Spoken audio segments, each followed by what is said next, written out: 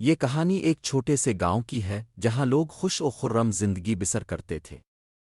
گاؤں کا نام چاندپور تھا اور یہاں کے لوگ بڑے محنتی اور مخلص تھے۔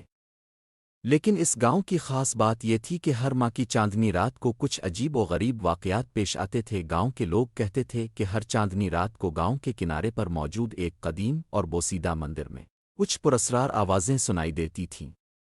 یہ آوازیں ایسی ہوتی تھیں جیسے کوئی گانا گا رہا ہو یا کوئی کہانی سنا رہا ہو، لیکن جو بھی ان آوازوں کے پیچھے جانے کی کوشش کرتا وہ پھر کبھی واپس نہیں آتا۔ ایک دن گاؤں میں ایک نوجوان لڑکا جس کا نام فہد تھا اس مندر کے راز کو جاننے کی ٹھان لی۔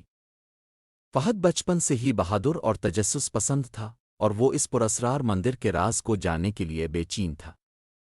گاؤں کے بزرگوں نے فہد کو بہت سمجھایا کہ وہ اس خطرناک مہم میں نہ پڑے، لیکن فہد نے کسی کی نہ سنی اور چاندنی رات کا انتظار کرنے لگا۔ جب وہ رات آئی تو فہد نے اپنے ساتھ ایک ٹارچ، کچھ کھانے پینے کا سامان اور ایک چھوٹا سا خنجر لیا اور مندر کی طرف چل دیا۔ جیسے ہی وہ مندر کے قریب پہنچا اسے وہی پراسرار آوازیں سنائی دینے لگیں۔ آوازیں دلکش تھیں اور وہ خود بخود ان کی طرف کھنچتا چلا گیا۔ فہد نے مندر کے اندر قدم رکھا تو اس کی حیرت کی کوئی انتہا نہ رہی۔ مندر کے اندر ایک بوڑھی عورت بیٹھی تھی جس کا چہرہ جھریوں سے بھرا ہوا تھا، لیکن اس کی آنکھیں چمک رہی تھیں۔ وہی عورت گانا گا رہی تھی۔ فہد نے ڈرتے ہوئے پوچھا، اب کون ہے؟ بوڑھی عورت نے مسکرا کر جواب دیا، میں اس مندر کی رکھوالی کرتی ہوں۔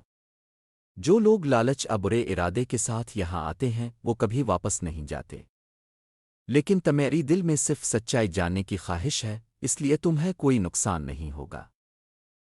فہد کی ہمت بڑھی اور اس نے پوچھا، یہ آوازیں کیا ہیں؟ عورت نے کہا، یہ اس زمین کی صدائیں ہیں جو اس مندر کے ذریعے دنیا کے ساتھ رابطہ کرتی ہیں۔ جو کوئی بھی ان آوازوں کی حقیقت جان لیتا ہے وہ ہمیشہ کے لیے خوشحال رہتا ہے، لیکن یہ راز تمہیں کبھی کسی کو نہیں بتانا چاہیے۔ فہد نے وعدہ کیا اور گاؤں واپس آ گیا۔